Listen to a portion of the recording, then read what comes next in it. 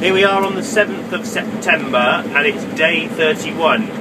This time last year, this day 31 was the final day. We've still got a couple of days of harvest 12 left this year, but we're getting through the job, so that's all good news. Right up in a field on the top of the hill, again called College and Parks, and it's probably our biggest field on the farm. It's about 30 hectares altogether, 75 acres or thereabouts.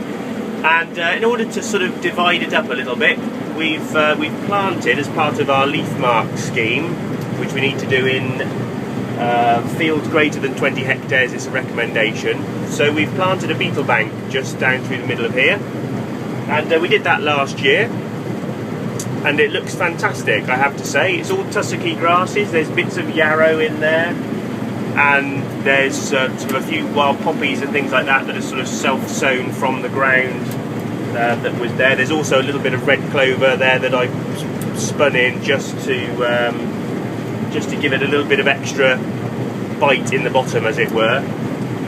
And this side of the stewardship beetle bank, we have a wild bird food mix, and in there you can see some oats and some spring barley, and there's some fodder radish, there's an odd bit of quinoa in there as well.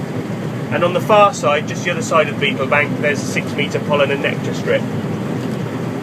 So for our farmland birds, of which I have seen numerous yellowhammers especially actually, been out feeding in the crop, they've been sort of nipping back across to the beetle bank as the combine's got anywhere near them, trying to avoid all the buzzards. Not that they particularly like the yellowhammers, but they're more interested in any young hares and leverets that are still out here. We've had up to 6 buzzards following me around this afternoon and this morning, so they're obviously feeding on something out here. We've also seen some fallow deer. There's been 5 male fallows out here as well, so wildlife is fairly happy and contented just up here at the moment. We've still got a fair bit to go at. There's a 2 hectare unplanted square over there, which I'm not 100% convinced that's the best use of funding for wildlife benefit. I think these options around the edges of fields, that's us full. Oh, there goes a little hare, just darting out of there. Now then, is he going to make it past the buzzards? I think he will, that one, because he's quite a big one. So that's quite good.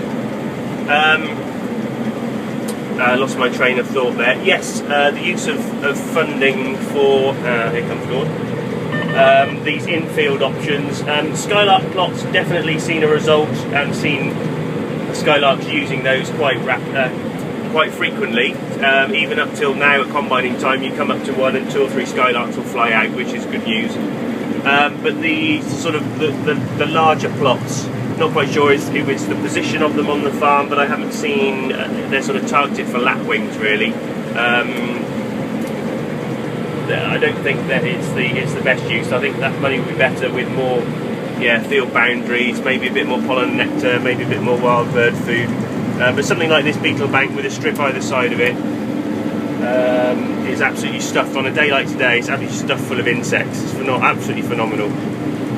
Anyway, that's the view. Again, looking south over the farm, not turning brown yet. Cultivations are fairly slow with very, very wet soil conditions, but when we get harvest finished, I'll try and post a little clip of what we're trying to achieve there as well.